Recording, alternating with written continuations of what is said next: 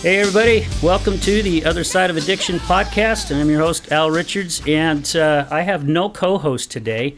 My lovely co-host, Lori Warburton, has decided to move forward on her dreams. So there are things that mean dear to her heart, so she is actually pulling off and going to start pursuing her dreams of helping people. That's one of her goals, even though this podcast is to help others. But hey, we got a special guest for you today, and I am really, really honored to have Todd Sylvester in the studio today. Todd, thank you so much.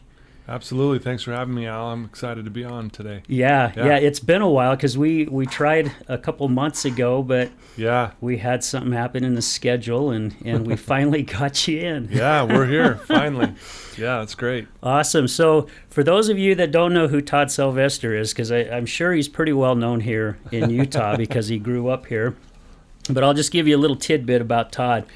So Todd Sylvester is an experienced motivational speaker and life coach who has spent over a quarter of a century inspiring adults and children alike to avoid and change addictive behaviors. In 1989, Todd founded the nonprofit anti-drug entity Sly Dog, which features the sought-after education program for elementary schools. Drug-free, that's me. This program has reached thousands of school-aged children, emphasizing principles of positive self-talk, personal commitment, goal setting, and character building. And I love that because self-talk can destroy us if we don't know how to catch it properly, right? Right. Mm-hmm. So Todd has conducted over 300 speaking engagements. I'm jealous on that. I've only had 2. Yeah, well. Yeah, we'll get there. Yeah, we'll get You'll there. get there. Todd currently works as an addictive voice recognition counselor at a reputable treatment center for those struggling with drug and alcohol addiction, where he provides one-on-one mentoring to both local and international clients. Todd, I mean, gosh, your life has taken you in a full circle, basically, right? From where your life used to be years ago to where you're at today. Yeah, absolutely. So when I ordered your book, I heard about your book, I Am Recovered. And I ended up getting on Amazon, ordering the book. I ordered 2 copies, one for me so I could read it, one for my wife so she could read it, because I heard how well this book was written. And basically, you went through all your struggles, all your pains, where you were at, and how things started changing your life. And that inspired me. And I'm hoping that people that hear this and hear your story, because you were in things pretty deep, to be able to pull yourself out just baby steps at a time to where those steps got bigger and bigger. So I know your story, but would you just elaborate a little bit on where things started? And we'll just go from there. Yeah, no, thanks for the opportunity to share, and thanks for buying my book. I appreciate that. 2 of them. Or 2 at least. Thank you so much. Yeah, it's pretty amazing how it took off on Amazon. It became number 1. It was a number 1 national bestseller on Amazon, and it's for people like you buying it, and I appreciate that so much. And it doesn't cost much at all. I don't want to make any money on it. I just want to share the story and get it out to as many people as I can. Yeah. So I do appreciate that, and appreciate the opportunity to share with your listeners, a little bit about my story. So, it's one of those things, it's kind of like the same for everyone. I started when I was younger. I had took my first sip of alcohol when I was 11 years old, and I didn't get drunk or anything, but I just kind of fell in love with the rush of it. I was like, yeah, wow, this is something I shouldn't be doing, but there was something enticing about it, That led to, by the time I was 13, I got introduced to marijuana, started smoking that, and then that's when things really started to unravel for me. But at the time, I didn't see that coming, You never know what that road's going to take you down. Basketball was my passion growing up. I had dreams of getting a college scholarship and playing in the pros, and I learned at a very young age I had this all or nothing mentality. When I'm in, I'm all in, and I will dedicate everything to it. And I didn't realize it almost came natural to me. And when I said basketball is my passion, this is what I'm going to do. I mean, starting in 6th, 7th grade, I was practicing 2 or 3 hours a day. So you knew at that time that that's the road that you were going to take. Yeah, and I was obsessed with it. And, even my parents loved that I, had my mind focused on something good. But, it was just it was an interesting thing. And I didn't really realize it. I'm just like, no, this is what I love to do. This is what I'm going to do. And so that became what I did every day. So that's part of the story, though, is, I started, drinking and doing drugs, and I became all or nothing in that as well. I was like, I'm all in. And that's was very destructive. And so anyway, I, still practicing basketball. My goal was to make the high school basketball team my freshman year, which I did. And there was like 18 kids on the team at that time. I didn't get to play very much. I was a short, little skinny kid. And I knew I was going to have to really continue to work hard to try to continue to, progress with, making it my sophomore, junior, and senior year. And so between my freshman and junior year, I grew 8 inches. Oh, geez. which is really good for basketball. Yeah. How was that for your parents with clothes and shoes? Oh, it's crazy. And then food, I was eating food like crazy. And by the time I ended my freshman year, I knew that, I was going to have to really work hard if I really wanted to be the starting point guard and that kind of thing. And so towards the end of my freshman year is when things really started to kind of pick up with smoking pot and drinking. And, I would drink on the weekends and I would smoke pot throughout the week. And, right. And no big deal. Everything seemed fine. And I was still practicing basketball.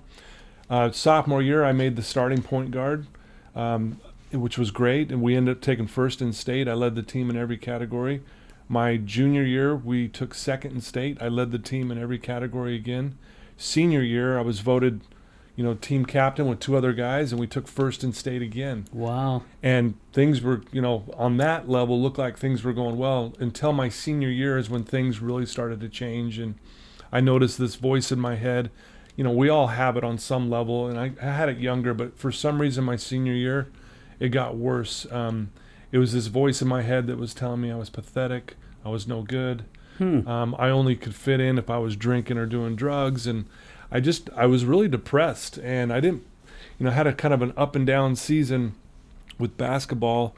Even my coaches and family and friends were like, "What's going on?" I'm like, "I don't know." Oh, so it was that noticeable. Oh yeah. So I'd play a couple really good games, and then I would be like, playing some really bad games, just kind of checked out. And but I didn't put it together with the drug use. I just thought, man, what is wrong with me? And so this went out throughout my whole senior year, kind of an up and down year. Like I said, we took state my senior year, and the state final game, I played the best game of my career. It was like, I don't know what, everything just came together that night. The focus was there. It was there, and we took state. A week later, I got offered a full ride scholarship. And I thought, wow, I've got it in my hands. This is awesome. It was my goal. Yeah. And that's when I started partying harder than I've ever partied in my life before. And at this point, I'm starting to, notice that I didn't know it at the time, but I was addicted, and I was drinking every day.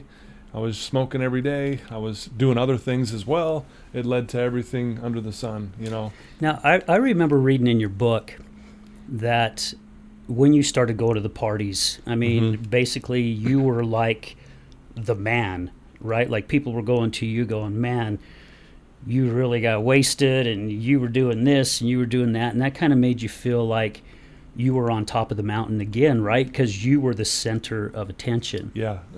At least I thought I was the man. I'm sure I wasn't. But I had this mentality like I'm going to be the craziest person at this party tonight. Like I'm going to do the craziest things, and then people would be like, "That is the craziest thing," and it would just feed my ego. Yeah. So and it was all a facade. It was all just, at the end of the day, it left.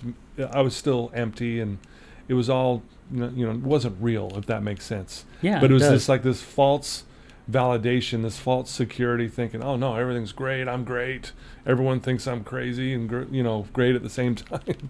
So And you didn't have a bad family life, home life, right? I mean, yeah, you come from a great family. I mean, a lot of our guests, they talk about childhood trauma where something happened with one of their siblings or their parents or another family member, whether they were abused or whatever it may be. But that's where it goes to show again, addiction, it doesn't care who you are, what kind of upbringing that you come from. Yeah. It's just something that, you had no clue. When you started, you didn't have any clue where it was going to lead to. Yeah, my family drank and partied, and it's just what I grew up in.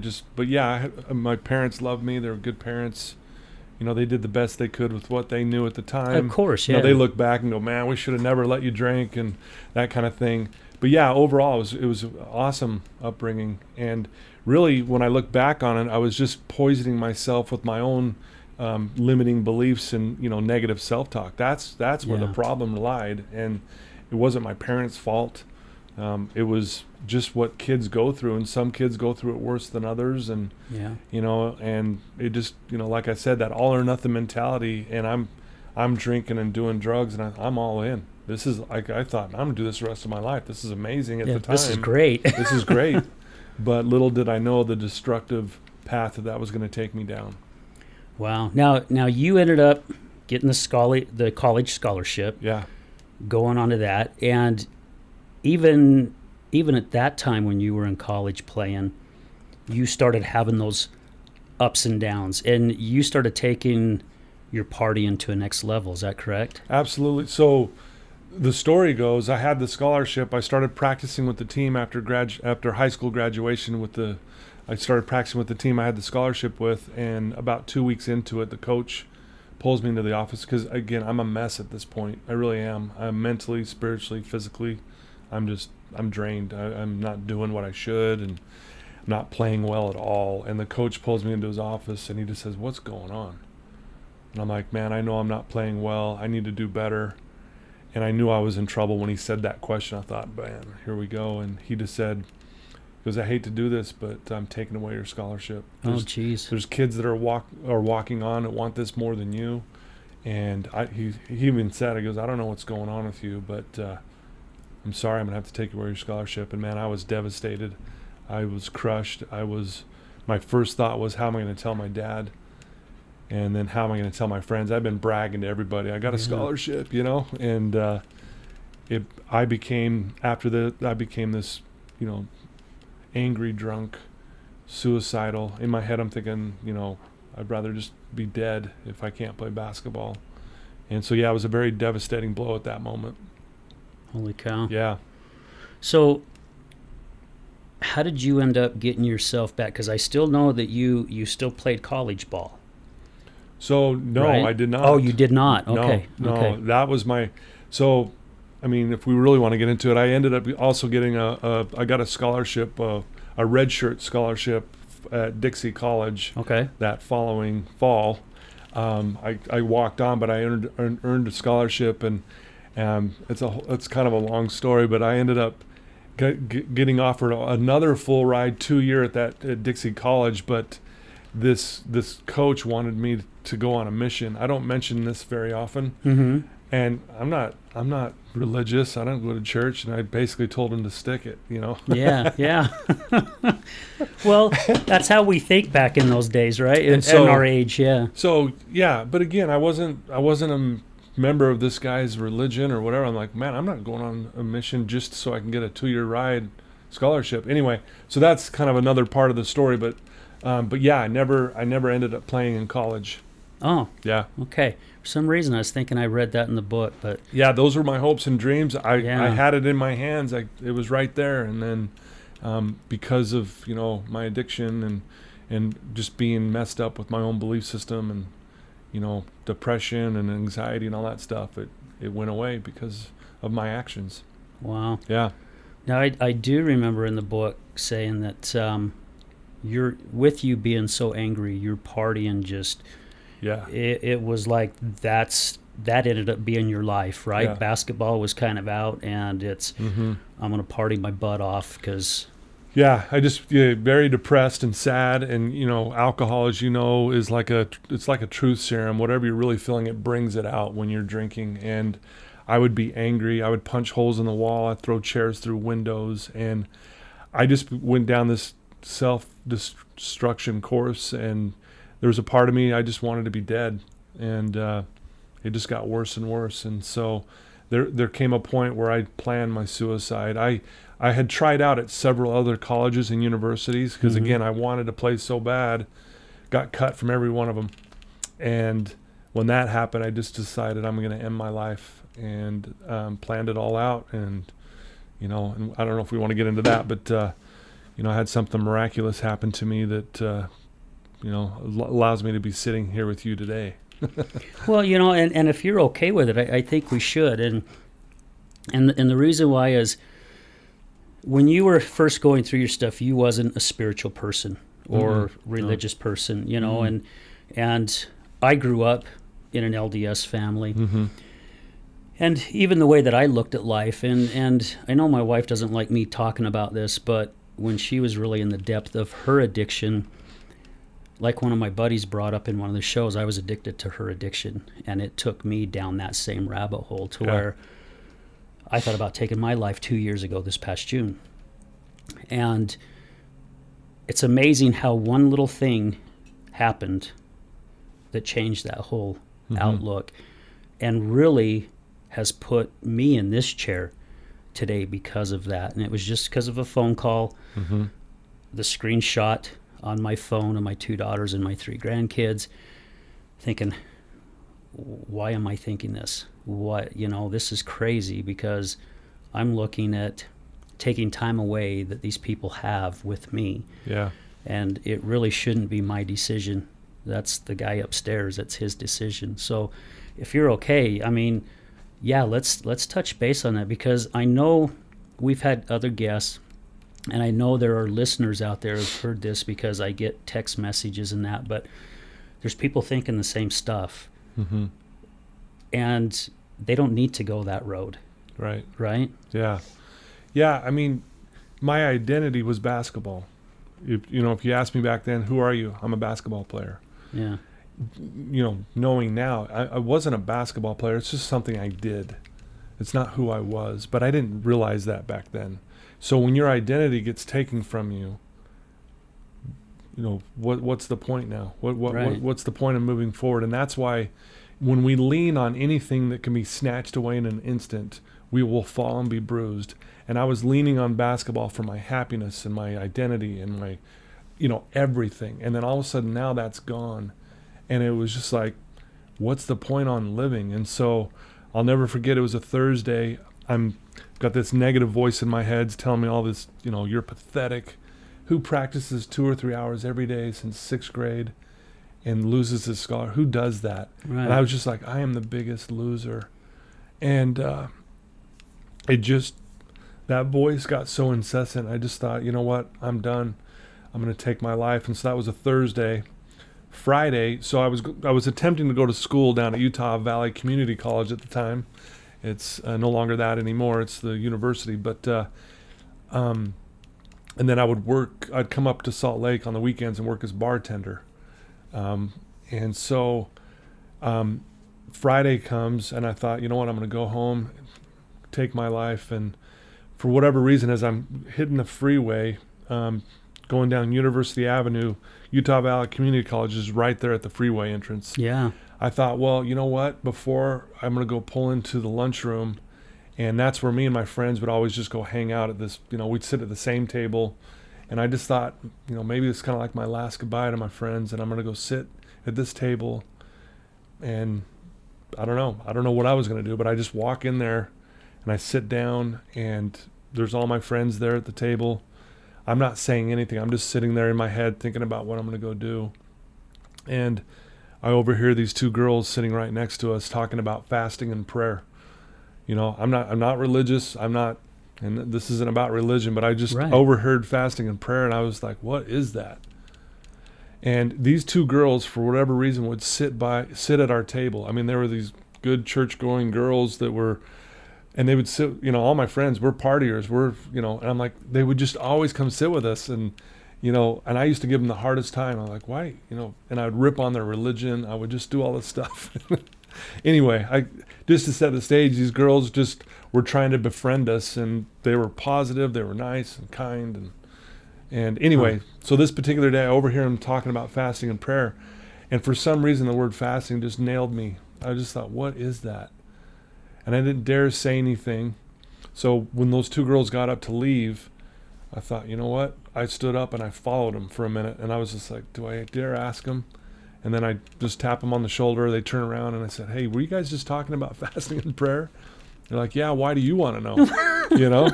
You're the Animal House, right? Yeah, and I'm just like, no, I'm being dead serious. Like, I don't even know what that is. What is it? And they went on to explain what that is.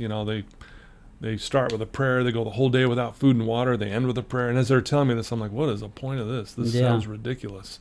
And I even tell them, I said, what's the point? And one of the girls points in my face and says, if you want help from God. And again, I wasn't raised religious. I didn't believe in God. I did not believe in God. I was just kind of, I was agnostic, right? I was just kind of in the middle, right?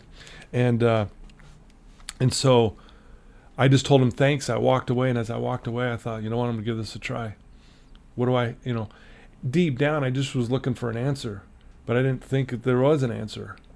And so instead of going home and heading to go end my life, I stayed down where I was living with 5 other guys in this, really nasty house we were living in. I mean, it was a party house.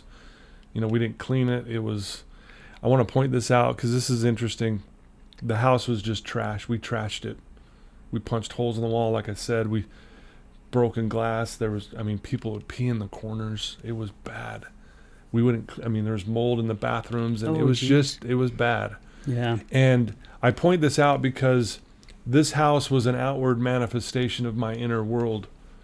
Our outer world mirrors our inner world. It was a mess, and my inner world was a mess. It just mirrored perfectly. And this is true in our lives. Yeah. If our outside world is a mess, it's because my inner world's a mess. If I want my outward world to be good, I have to get my inner world good, and then it will follow. It's not the other way around. No, it's not. It's not. So anyway, I want to point that out. So I go back to this. I go back to this house. The next day, I thought, I'm going to try this. So for the first time in my life, I say a prayer. I knew what prayer was. Yeah. I say a prayer, and I just ask God, if you're there, I need help. That's all I said. And made it till about 11 or 12 in the day without eating or drinking. It's the first time I didn't smoke a bowl or snort a line or have a pill or have a drink in that, and I was just really angry. And it's not good when you're it's not very safe either. But anyway, made it till about noon, or I don't know what time it was, and the girl said end with a prayer. I thought, all right, I'll go in with a prayer. Just said, God, if you're there, I need help. I did this fast and I need help. Nothing happened. And kind of going through this quickly, but nothing happened. Ended up getting wasted that night. I was still thinking about ending my life, going back and forth, and then ended up getting a call from a friend about a month later, and had a guy I played basketball with in high school. And he calls me up out of the blue. Haven't talked to him. We're going close to 4 or 5 years. And he says, hey, where are you at? I said, well, I'm down here in Orem. And he goes, I'm down here as well. I'd love you to come over. I'd love to catch up with you.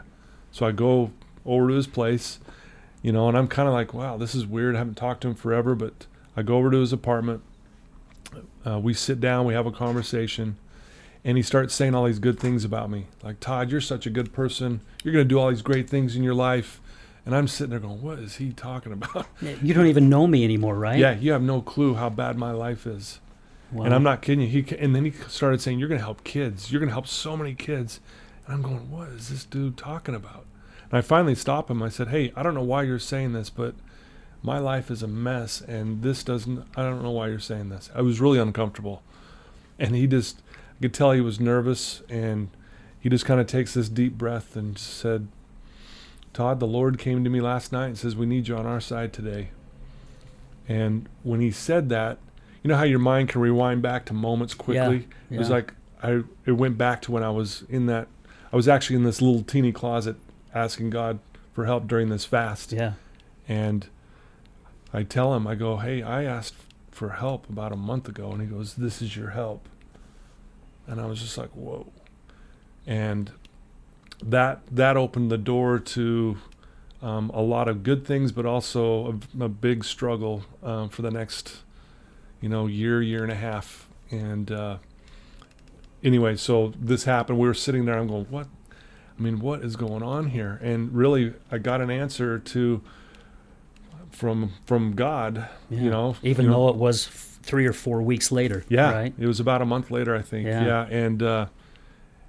And I couldn't deny what happened there. I was just like, what is going on here? But and so I'm still struggling though. I'm still wrestling with the addiction. I'm still drinking. I'm still party, not partying per se. I'm just using. I'm just numbing out. Yeah. And so anyway, that kind of opened the door to what you mentioned earlier off the air about the lemonade stand.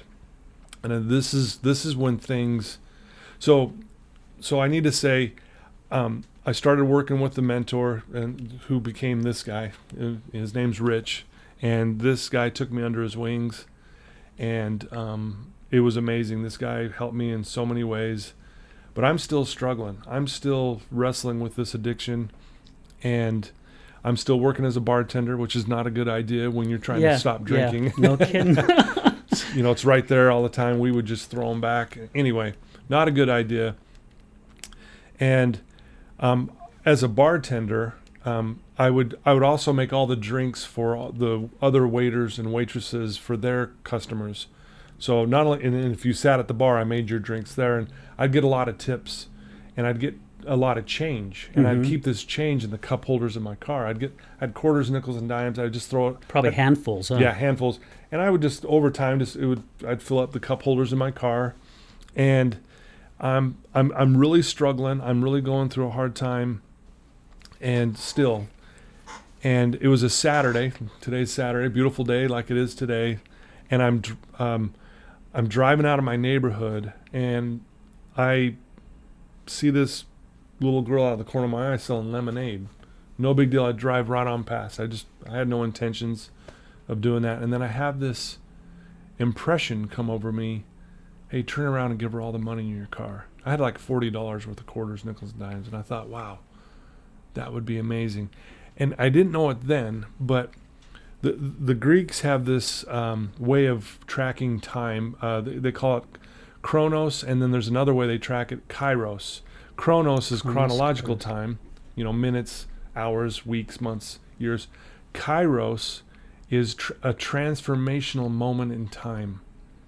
It's and back in early biblical times when Jesus would perform a miracle, it was considered a kairos moment because it was transformational, and they would track them that way. And so they actually call it a tap on the shoulder. So really what that was, when I passed this girl and I had that impression, it was like the tap on the shoulder saying, hey, turn around.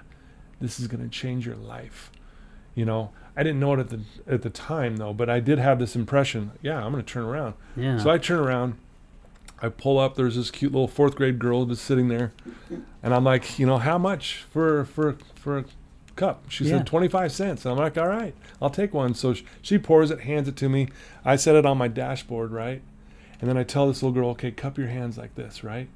So she does, and I just start scooping all this change in her hand. And she's just like freaking out. She's like, no way. I'm like, hold on, I got more. And it takes me like 8 or 9 scoops to get all this money into her hands, right? Oh, and her eyes were probably this big. Her impression's like tattooed on my brain. I bet. And I just keep throwing all this money, and she just keeps throwing it down on the table, and then the last scoop, she throws it down on the table, and then she takes off into her house. And I'm thinking she's going to go tell her parents some dude just gave her $1 million, right?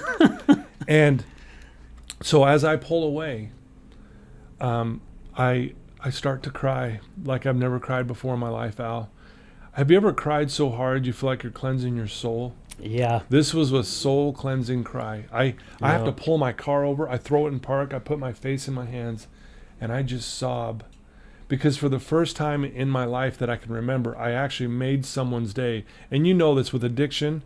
It's so selfish. It's all about me. I'm going to lie to you. I'm going to cheat you. I'll manipulate you to get what I want. Yeah.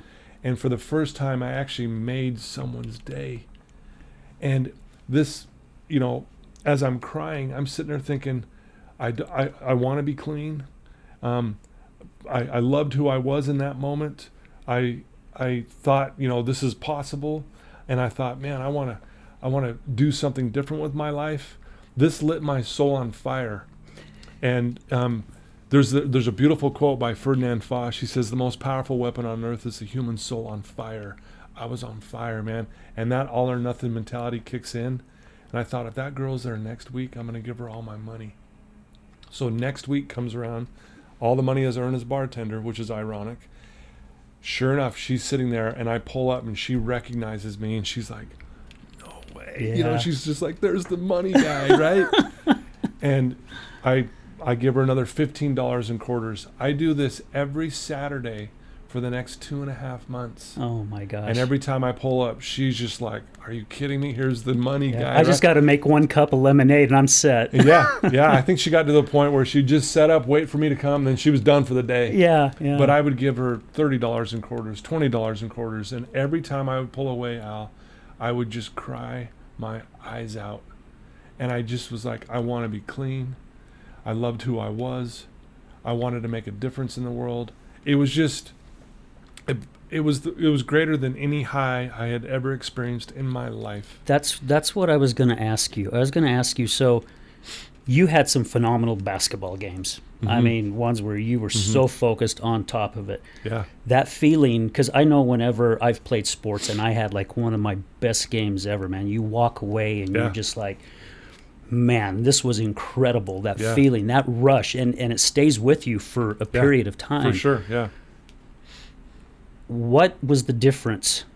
Because I'm sure there was a little bit or maybe a lot of a difference from when you had one of your best games and you felt on top of the world to that feeling that first time that you gave that little girl all that change. Yeah, it was pretty similar actually, but it was longer lasting. Okay. Like with drugs and alcohol, you get the instant gratification. It comes and it goes. Yeah. Quickly. Yeah. And we get addicted to, I need that gratification. Where this is long lasting. I didn't feel good just for a moment. I felt good that night, the next day, the day after, to the point where it started creating this drive in me that I want to do this forever. And so I had feelings like that on the basketball court, and they last longer than obviously what a substance would do to you. Yeah. But I can't describe it. I mean, it was like, a friend of mine, Simon Sinek, who I've actually he shared my story in his latest book, which I feel very that is so awesome cool. about. Yeah. He said, if you master the first 11 steps of AA, you're going to drink again. If you master step 12, you'll never touch another drop. And how true that is. Step 12 is to give back, to help another person, help another alcoholic, help another drug addict, help, period.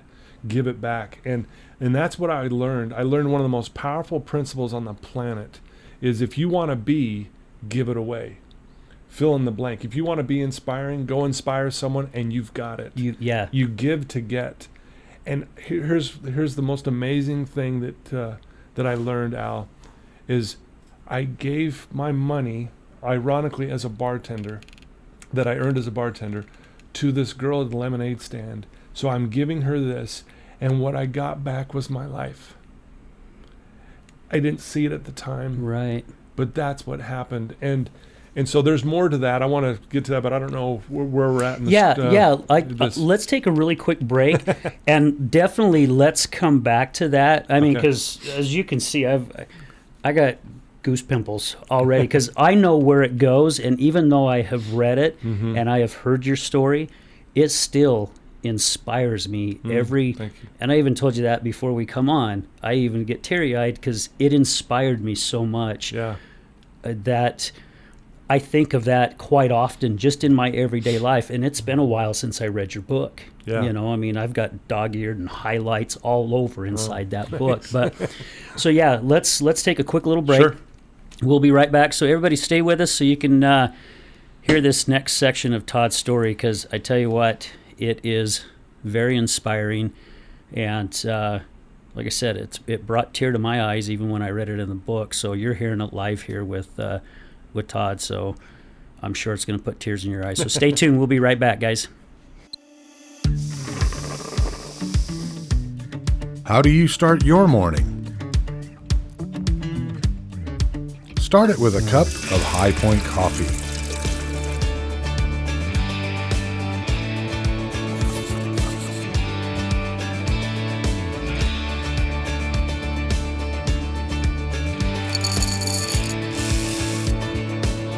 Because no matter where you go or what you do,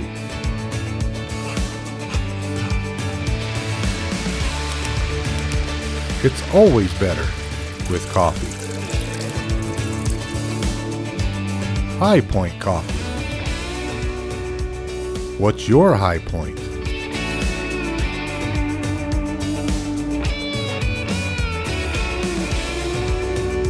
Located on the corner of 7800 South and Redwood Road in West Jordan. And a special thanks goes out to our partners in Oxford, Mississippi.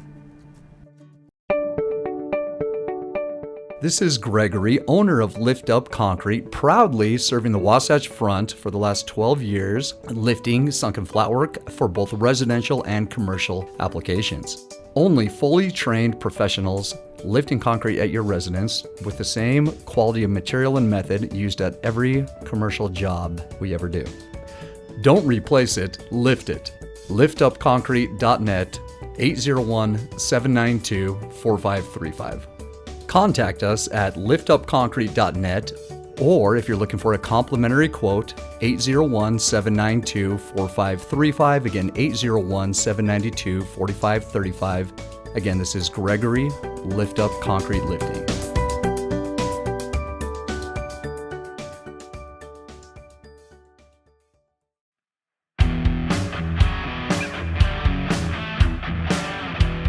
Hello, my friends. This is Brad Neufeld, and I want to thank you for tuning in to the Resilience Talk Network. You can listen to my show, Resilience, every morning, Monday through Friday at 8 a.m. Mountain Standard Time.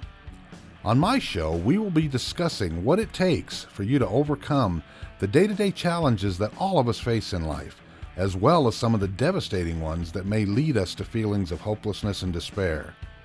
It's my goal to provide you with the tools and skills that you need to overcome anything that is thrown your way. To find out more about my show, visit our website at www.resiliencetalk.com. That's www.resiliencetalk.com. And as always, until we meet again, go for everything that you want in life and make it happen.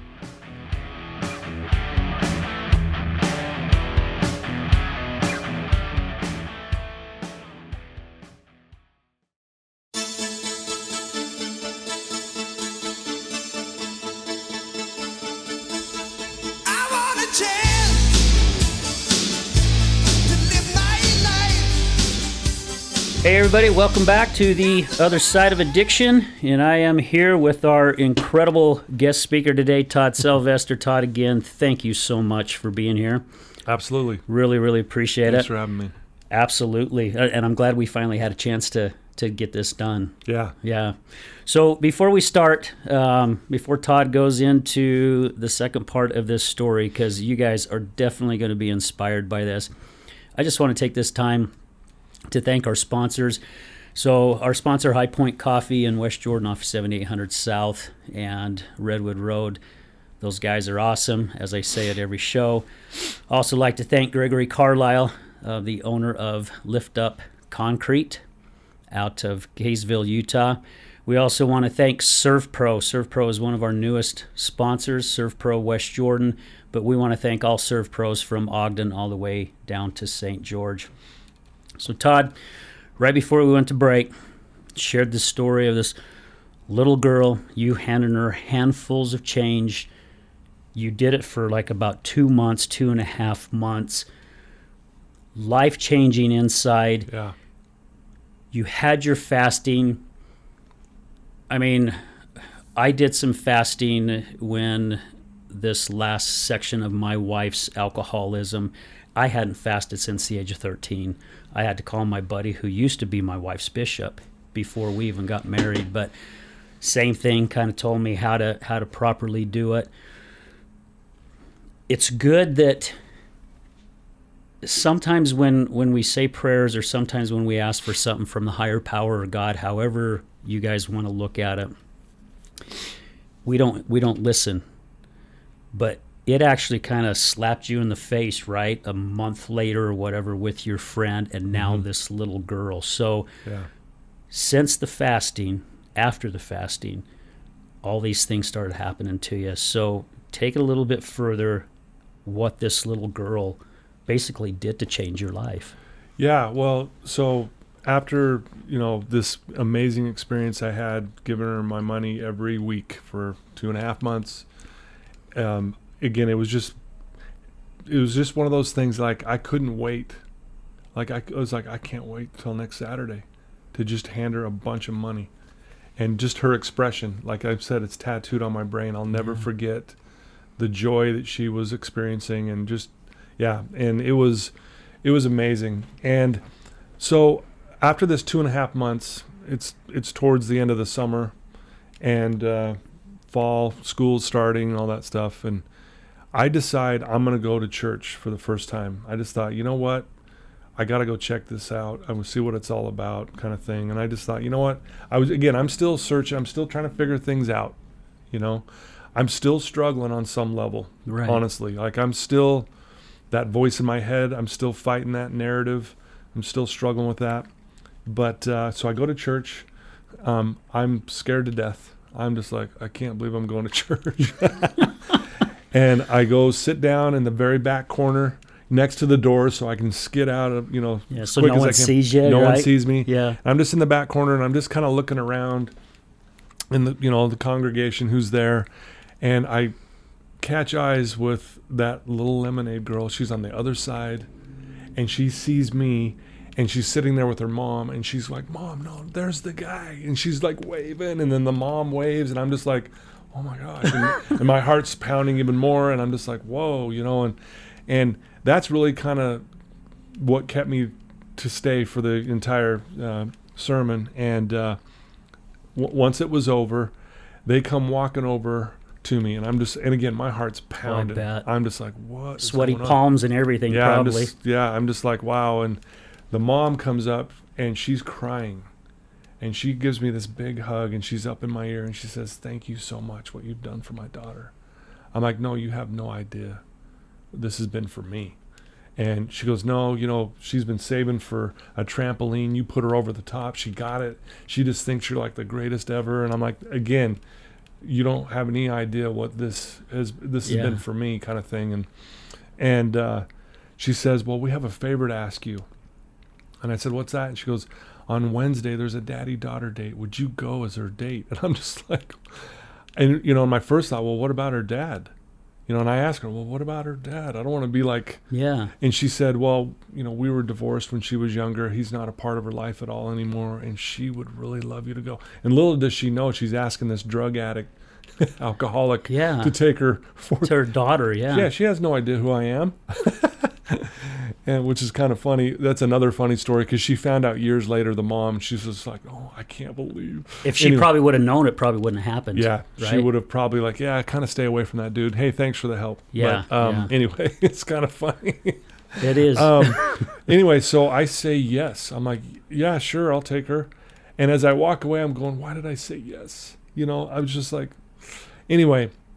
So I go pick up this girl on Wednesday, and we're going up to a picnic site up Big Cottonwood Canyon. I don't know this girl at all, other than I was just giving her some money. I mean, we've never talked. And I'm just sitting there in the car with her, and, it's like that awkward silence, like, "Hey, how was recess today?" Yeah. And, she's looking at me. And anyway, we get up to the picnic site. We get out. We're a little late. Everybody's there. All the dads are there with their daughters. I don't know anybody. I don't even know her. Yeah. And I'm going, why did I say yes? Did you feel like you didn't even want to be there at that point? I just, I'm used to partying and doing all this stuff, and here I am with this innocent little girl, and we're at this place that I'm just like, felt like a fish out of the water, to be honest with you. Yeah. So anyway, we get there and they start playing games, and one of the games is, how well do you know your daughter? How well do you know your dad? You know, like favorite color, favorite food, favorite movie. And I look at her and go, oh, I'm sorry, we can't do this, you know? And I'm not kidding you. She says, let's just guess. I'm like, all right, we'll guess. So we go along with the game. I kid you not, Al, we almost get every answer correct. We're like high-fiving each other. People know she's not my daughter. You know, they're like, just like, they think we're cheating or something. Yeah, I'm like, no, we're not cheating. I promise. I'm just like, how is this happening? It was so surreal. And it hits me. I'm like, again, I'm here with this pure innocent girl. I'm used to waking up with puke all over me, doing some horrible things the night before. Yeah. Hungover. I'm with this pure innocent girl, and we're having hot dogs and Kool-Aid. I'm just like, this is like so surreal. And so they gather everyone in, and they're going to say a blessing on the food. I didn't know what those were. Like, what, is there something wrong with the hot dogs? Why are you blessing it? Yeah. I thought that was weird. And so this guy just says this innocent, simple little prayer on just like blessing the food, Yeah. And I don't even know what I'm doing. Oh, everyone's folding their arms. Oh, okay, I'll fold my arms. Like, you got to understand, I'm like innocent or infant in all this. Like, I don't know anything. And this guy just says a simple prayer to bless the hot dogs and Kool-Aid. And during this prayer, I hear this voice in my head that says, Todd, you're in the right place, doing the right thing. You made an impact on this girl's life that she'll never forget, and I love you. And I lose it. I lose it in the prayer. I'm bawling my eyes out before the prayer's even over, and the prayer gets done, and everyone's looking at me like, dude, it's just hot dogs, relax. No kidding. What's wrong? And Lindy, her name's Lindy, Lindy Davis, who I'm still in touch with to this very day. She's like, are you okay? I'm like, no. I go, these are happy tears. And it was in that moment, Al, that I made the decision. It's over. I will never touch another drop. I will never do drugs ever again. And I'm going to dedicate my life to helping girls like her and kids and adults, whoever. I am going to dedicate my life to that. And that was 31 years ago. I've been clean and sober for 31 years. And I haven't looked back at that. So here I am. I'm on fire. Like, I am on fire, dude. I'm like, I'm going to go change the world. Right. That's what it felt like. I'm like, and I'll never forget, I was like in my room and I was writing down, how can I make a difference? What can I do? And I kid you not, I still have it to this day. I did a stick figure dog. Because my nickname in high school was Sly Dog. My last name's Sylvester. We actually had a dog, and we named it Sly. Wow. So everyone's calling me Sly Dog. That's my coaches, teachers, friends. I had my license plate that said Sly Dog. And I start drawing this dog. I'm not an artist. It was a stick figure. It looked horrible.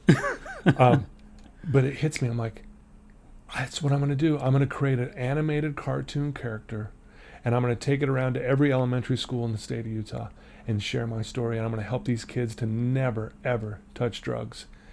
And then I was like, there it is. And I was so excited, Al. I knew this was my purpose. I knew it. You could feel it. I stood up from my room, and I ran out the door of my house, and I ran around the block as fast as I could twice. Like when a dog gets excited. Yeah. I'm not kidding you. I was just like, that's it. That's what I'm going to do. And so, long story short, got a graphic designer to create this animated cartoon character. So I had a dog's head and a human body, Sly Dog. His motto was, drug-free, that's me. And I started taking this program around to every elementary school in the state of Utah.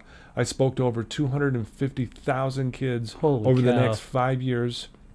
And this is a great part of the story. Parents would come up to me and said, my kid loves your program. It's changed his life or her life. Would you be willing to work with them one-on-one because they're struggling? I'm like, yeah, sure.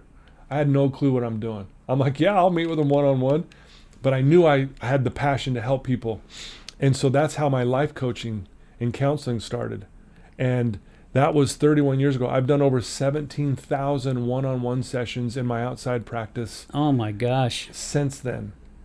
Holy cow. I just started meeting with these kids who were struggling with self-esteem, not believing in themselves, that voice in their head telling them they're pathetic, no good, stuff I was familiar with. And I started teaching these kids on how to believe in themselves, which led to, branched out to, now I see people, with all kinds of addictions, anxiety, depression. I meet with women who have been sexually assaulted and raped. I meet with people who have lost a loved one who have died. I mean, it's unbelievable the path that this has taken me down. And so, again, it's been 31 years and I have just been, it says I've spoken to, 300. It's actually been 1,200 speaking events. Because that was 7 years ago when that book was written that you read from.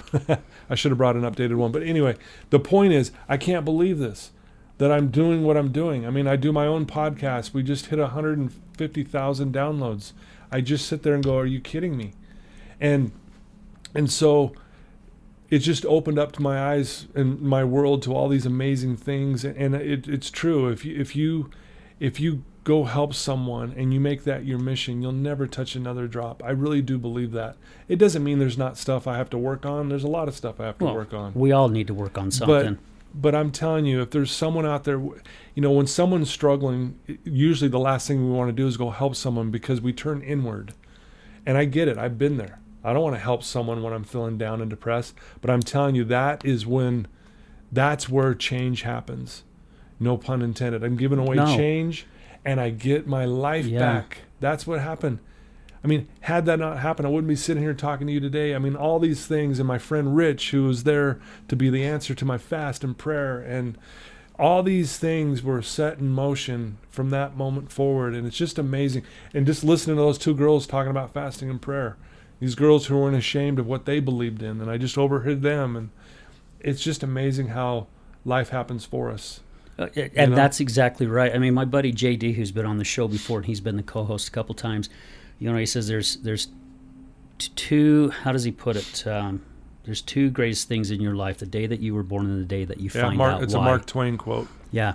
And it's amazing how when we start looking at life and where we're at and where it has taken us, because it's like, life doesn't happen to us, it happens for us. Mm-hmm. When you start looking at that mentality and the people that are placed in front of you, because ever since I did that day of fasting for myself, because I was confused, I didn't know which direction to go. I didn't know if I should divorce my wife. I didn't know if I should stay with her. I wanted to be there for her for support, but also I was tired of going through what I was going through. I had to learn how to help myself at the same time. Mm-hmm. When I did that, it's amazing how it started helping her and where my life has now gone. So even though our journeys were different, I'm with you 100% because you lived it, you've seen it. Mm-hmm. That's how you're able to help others. Mm-hmm. That's kind of how I'm looking at it too. As I went through it, I lived it. I know the wrongs that I made. I know the rights that were there, and now we just want to help other people. So I'm a firm believer that once you get it and you know that purpose, God, or again, your higher power, however the people out there want to look at it, he starts placing those people in your life. Yeah. So, and that's what happened to you. You did that fasting, and there's a phone going off somewhere. God agrees. There it is. Yeah, maybe that's God calling right now, going, hey, you guys are doing a great show. Keep it up. So now that all this stuff has been going on, there are other philosophies that you really sit down with people to get them to open their eyes, because we were talking about this on a show not too long ago. We are really good at giving others compliments. Mm-hmm. Hey, you look nice, or you're beautiful, or great job on this. But we're our own worst enemy. Mm-hmm. We beat ourselves up inside. You talked about it earlier in the show, how you just knew there was something going on inside of you. Mm-hmm. I mean, you started numbing yourself. So there are things that you teach, that you sit down with people Share with our audience a little bit more about that. I mean, what is it that you go in depth with people? Yeah, thank you. And there's a lot there, but I've already mentioned one, but I want to re-mention it. Is I think and I learned this from Neil Donald Walsh years and years ago. If you want to be, give it away. If I have clients, when I meet with a client, I hear this almost universally on their first session. I just want to be happy. I'm not, and I'll say, okay, when you say that, you just declared to God, the universe, and yourself, you're not happy because you say you want it. Yeah. And then I'll say, well, where's it going to come from? How are you going to get it? And they look at me like, well, that's why I'm coming to see you. Yeah, you're supposed to tell me, right? Yeah, and I say, well, and then I share this principle. If you want to be, give it away. So if you want to be happy, go give away happiness, or go make someone's day today. Go make someone happy. And it could be as simple as opening the door for someone. And I know people right now might be saying, that sounds too simple, Todd. The biggest lie I've heard for the last 31 years is it can't be that simple. I hear this all the time. It can't be that simple, Todd. No. What I think the recovery world on a lot of levels has it wrong. They overcomplicate this whole process. It is so simple, but we overcomplicate it. We think, because the problem's huge. It is. No denying that. Mm-hmm. So we think that the solution's got to be gigantic. When in reality, again, does there have to be effort and work? Absolutely. Blood, sweat, and tears, sure. But it's pretty simple. Go make someone's day today and see how that makes you feel. That's what I learned at that lemonade stand, giving it away. And so that's one of the key principles that I love to teach is, if you want to be anything, go give it away. You want to be inspiring? Go inspire someone today. Now you've got it. Because you can't give away what you don't possess, right? That's exactly right. And yes. here's what a depressed person will say. I don't have happiness in me. I go, here's the ironic thing. Go give it away today, and you'll realize, oh, I do have it. Yeah. Because I think we have the answers within us. There's a great quote by Rumi. He says, you suppose you are the trouble, but you are the cure. So you've got it. It's just, that's my job. My job is to help the person realize they've got the answer. I don't fix anybody, Al. I walk the walk with them, but they've got to walk the walk. But they'll realize, oh, I've got it. They've had it, and you've had it the whole time. Yeah, and I got to elaborate on that that word fix, because my wife doesn't like that word, because she had her sister say that once when she was in a rehab. So have they fixed you yet? And she's like, I'm not broken. Boom. So I love that, because really all of us have struggled through something throughout our life. That's just part of our growing. Mm-hmm. That's part of trying to make us who we are. But none of us are broken. We actually have the pieces inside of us to put us back together no matter what we're going through. It's just changing that mentality. Because when I lost my job of 24 years, I looked at myself as a pretty good person. I found out that I probably was not. I wasn't, and I wanted to do that soul searching to figure out.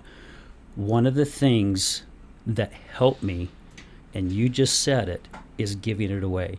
I was the type of person, Todd, if I was your buddy and you're moving and you called me up and said, Al, I need your help this weekend, can you help me? I'd be like, oh, Todd, man, I'd really like to, but I've got some stuff going on while I'm sitting on my couch with my feet up, doing nothing. That's how I was.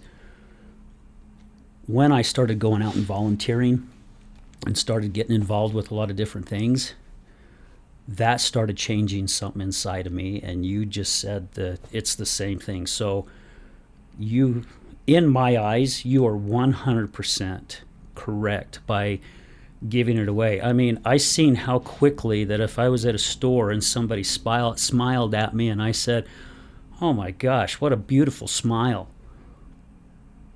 I just lifted that person up. But in all reality, it really made me feel good, because I saw the beaming light in that person. Sure.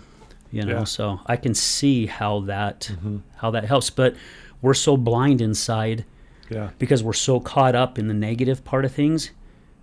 Yeah. We don't understand that one little teeny baby step can put us further ahead, right? Absolutely, yeah. Wow.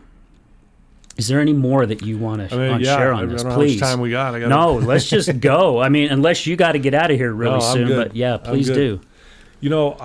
Another concept or principle that I love to teach, and again, these are things I've learned from mentors of myself.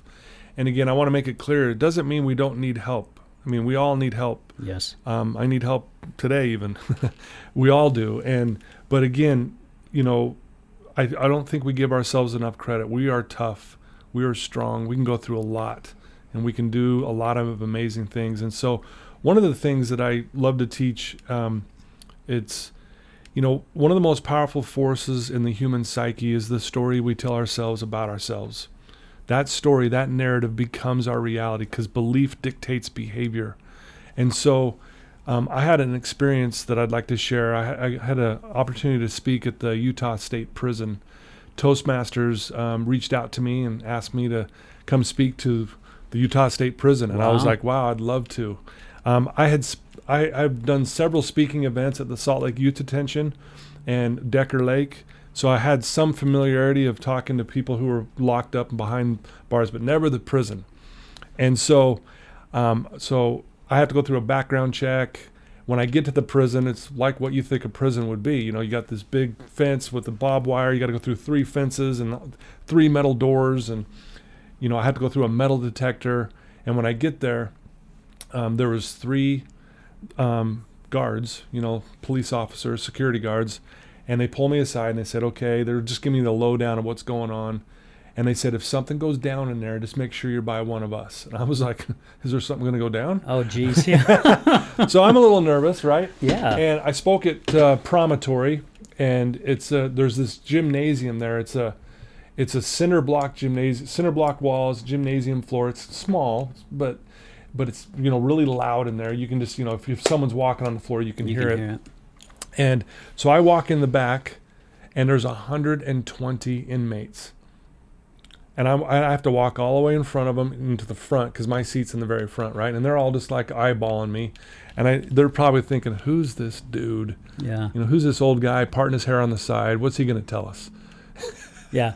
So how the heck's he going to inspire us? Yeah. Right? So I sit down, and they have 3 inmates go before me. And they each get 5 minutes. They want me to take an hour and a half. So these guys share 5 minutes of their story. And one of the guys, they were all amazing, by the way. These guys get up and they get vulnerable. They're crying. Dude, people are crying in the audience. And I'm like, how am I going to follow these dudes?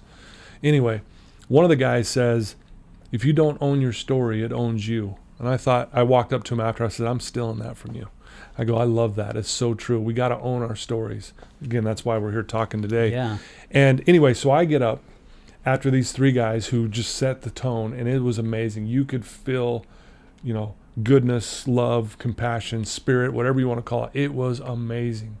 So I start sharing my story, and I get into detail, and I knew I had these inmates in my hand. We were connected. And I had this impression, I had never done this before, but I had this impression to ask them this question. And I asked them, I said, how many of you in here are criminals? And every hand goes up. And they're looking at me like, well, duh, dude. Yeah, we're in that's prison. why we're here. We're Yeah. in prison, right? And as their hands were up, I said, why are you lying to yourselves? And their hands start to slowly go down. I go, you guys are lying. And they're looking at me like, what are you talking about? I said, how many of you committed a crime today? Raise your hand. Not one hand goes up. I go, how many of you committed a crime yesterday? Raise your hand. Not one hand goes up. And I said, see, you're lying to yourselves.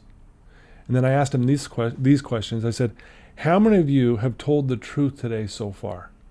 And it looked like every hand went up. There might have been a few that didn't go up, but it looked like every hand goes up. And I said, how many of you have done the right thing today when no one was looking? Every hand goes up. How many of you have respected the rules today? Every hand goes up. I said, how many of you have shown respect to your cellmate today? Every hand goes up. And I said, see, you're lying. You've been lying to yourselves. I go, you guys label yourselves, I'm a criminal, but you just told me you're honest, you have integrity, you're respectful, and you're caring.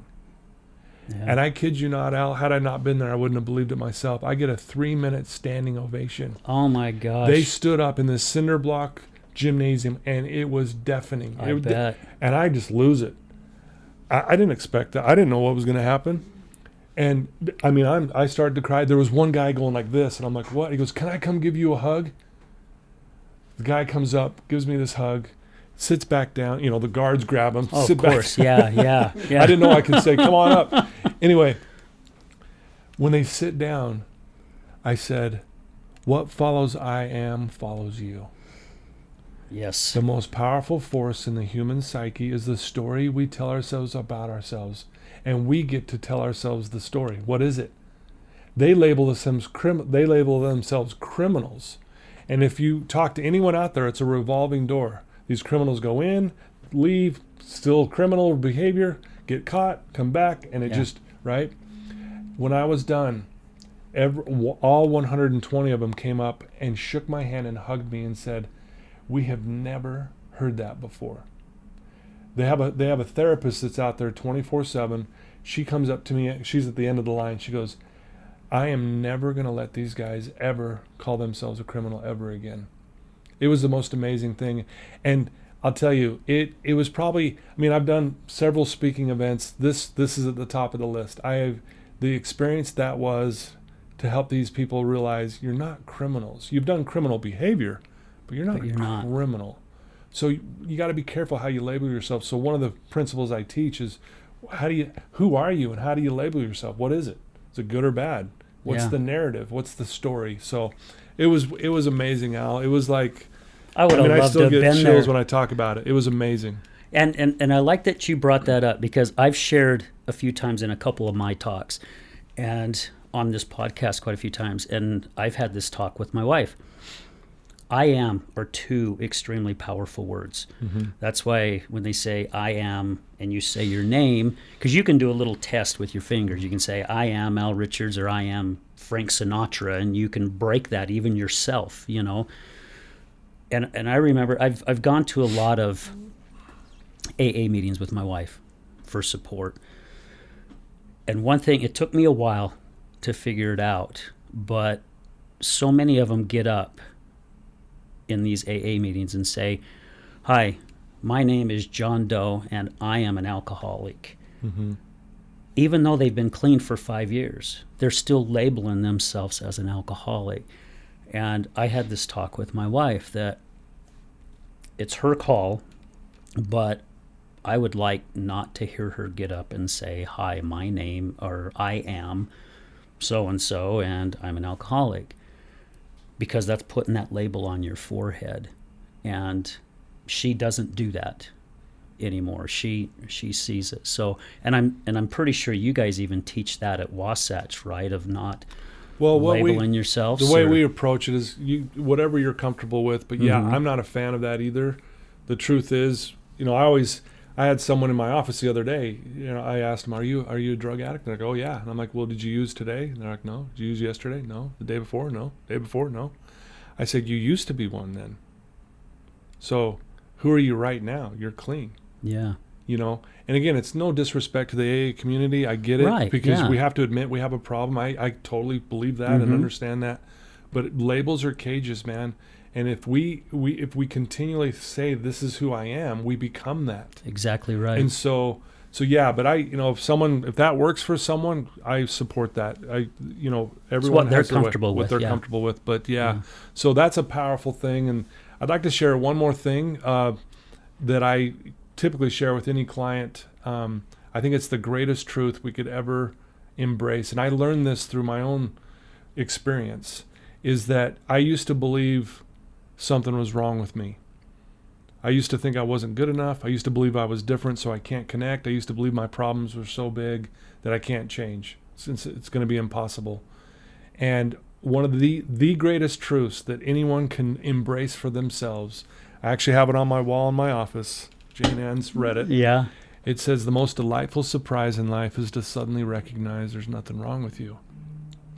It is the greatest truth about you and me and anyone listening to this story right now.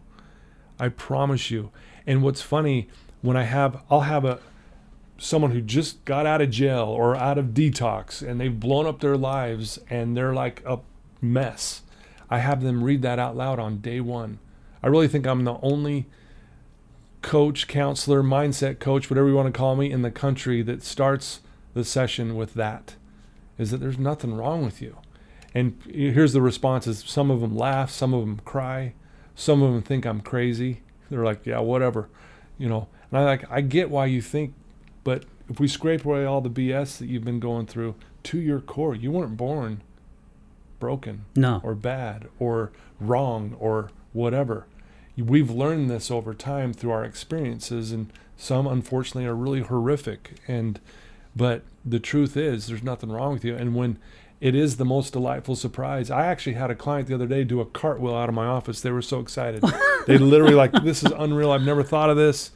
They literally did a cartwheel, and I'm like, dude, this is what it's about. Yeah. And it's so simplistic, but I want to make your listeners know the simplicity. Don't let that fool you in thinking that it's not powerful. That's where the power is. It's in simplicity, which we could do a whole hour on. I could go all day on that. Yeah. But yeah, I want to share that part as well, is that there's nothing wrong with you. But we tell ourselves there is. But remember, the most powerful force is that story. Yeah. So what is the story? Change the narrative and watch what starts to happen. And I've got some amazing examples of that if we have time. But yeah. Well, let's take another quick little break. Okay. And I definitely want to write that quote down. Yeah. I have got to get it written down before you leave. But awesome. Hey guys, stay tuned. We're going to take a really quick short break, and we will be right back. Thank you. Hi, this is Tamara K. Anderson, and I want to share something special with you. When our son Nathan was diagnosed with autism, I felt like the life we had expected for him was ripped away, and with it, my own heart shattered as well. It's very common for families to feel anger, pain, confusion, and anxiety when a child is diagnosed. This is where my book, Normal for Me, comes into play. It shares my story of learning to replace my pain with acceptance, peace, joy, and hope. Normal for Me has helped change many lives, and I'd like to give this book to as many families as possible. We've put together something I think is really special. My friends and listeners can order copies of my book at a significantly discounted price, and we will send them to families who have just had a child diagnosed with autism or another special needs diagnosis. We will put your name inside the cover so they will know someone out there loves them and wants to help. I will also sign each copy. You can order as little as one or as many as hundreds to be shared with others. So go to my website, tamarakanderson.com, and visit the store section for more information and to place your order. You can bless the lives of many families by sending them hope, love, and peace. Check it out today at tamarakanderson.com and help me spread hope to the world.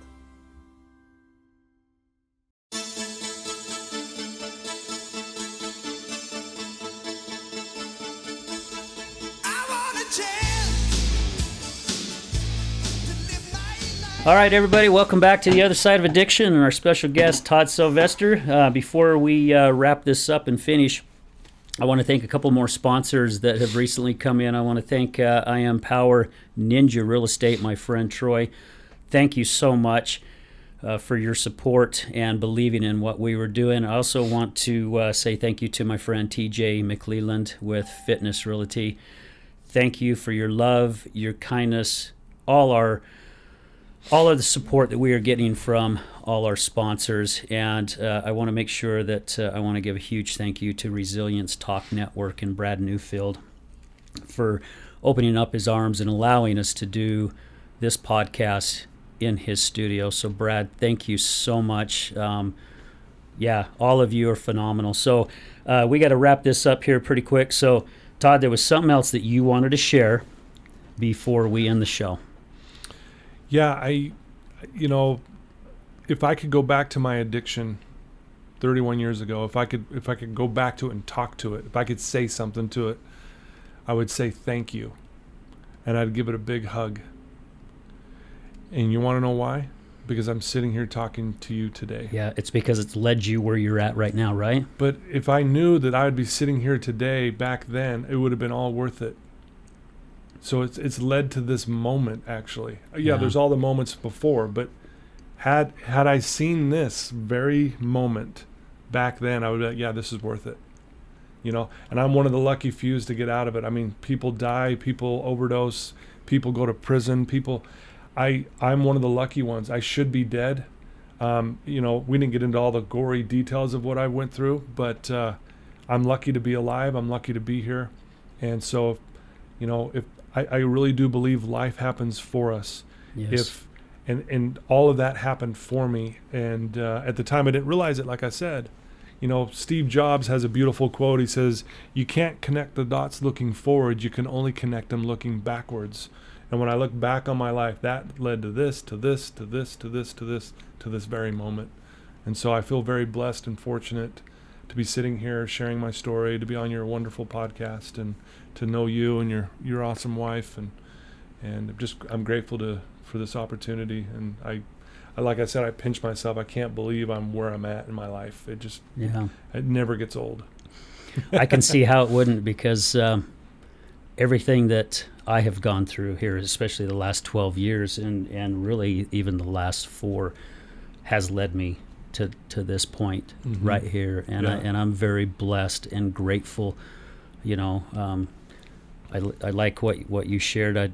I've shared this many times before, that we were at an AA meeting and this guy got up to talk. I think he was getting his 15 or 20 year chip. I don't remember. And he goes, "I thank God every day that he made me an alcoholic."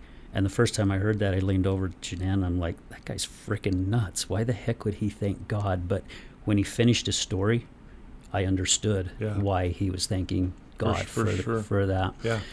So we got to wrap this up. But Todd, I want to give you the opportunity. You have a phenomenal podcast as well called Belief Cast. Yeah. I wish I could listen to every single one of your episodes, but I do get to where I can catch. And you have some phenomenal guests. I mean, you've been doing this for now a little over 4 years, right? Yeah. So if somebody wants to also listen to your podcast, how can they find you?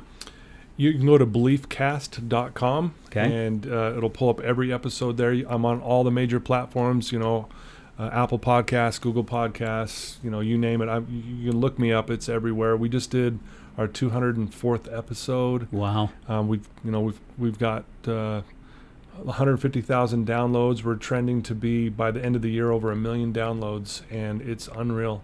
And I've had some phenomenal guests. You've been on the show, Al. Yes. And it just blows my mind. Again, I just started with a little mic in the office, and here we are this many years later, and it's just really starting to take off. And I just feel very fortunate there.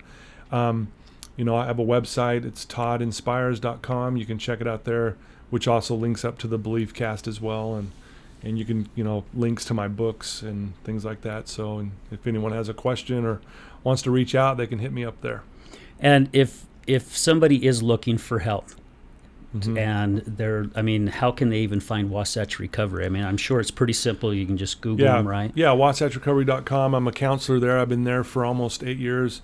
I call it the best university on the planet because that's what it is. It's so funny because people come there and they're just like, I love doing this. My favorite thing, day one, they don't want to be there, but they know they need help, right? They're sitting there and they're just like, and I say, hey, you just hit the jackpot. Welcome to the greatest university on the planet. You just enrolled, man. And they look at me like I'm nuts. But what they realize when they leave there, they go, yeah, wow. I mean, this stuff they learn there, everyone needs it. So Wasatch Recovery, man, it's amazing. I would recommend it to anyone who is struggling with addiction or has a mental health issue. Please reach out to wasatchrecovery.com, or they can reach out to me directly and I'll get you there. Again, toddinspires.com. I'll give my number out even. You can shoot me a text. That's up to you, yeah. Yeah. My number is 801-870-4412. I can answer any questions you may have or lead and guide and direct you into the way you need to go, and would love to hear from you if you can. So, yeah. I love it. And one thing about Wasatch Recovery, so my wife's, while her battle, she's been to a lot of recovery places. But Wasatch, the two guys that started it, Mark and Jeff, they're there. You can walk into one of those buildings that's there and you see the owners. It's not like an owner that owns it and never shows his face. Yeah. They're there working right alongside the clients as well as their staff, right? Absolutely, yeah. Mark and Jeff, they're the greatest people you'll ever meet. They'll give you the shirt off their back to help you, and I feel fortunate to work with them. I wouldn't work anywhere else, honestly, because of just the way they treat people and treat the clients, and So yeah, I feel very fortunate to be there. They have the love. We had the honor of Yeah. having Mark on the show, Yeah. and Yeah. just phenomenal. So Yeah. Todd, thank you again for your time. So blessed and so grateful to have you here sharing your story. Thank you. I know your book has touched many lives. It's touched mine when I read it. So Thank you. guys, this is what it looks like. Todd Sylvester, I Am Recovered. He also has this one, It's Time to Start Living. So I highly suggest both these books. Whether you're battling with addiction or not, read these books because it will definitely help you. Thank you. Todd, thank you again. Again, we want to thank our sponsors. And we're going to end this show like I always do. Addiction is giving up everything for one thing. Recovery is giving up one thing for everything. Thank you, guys.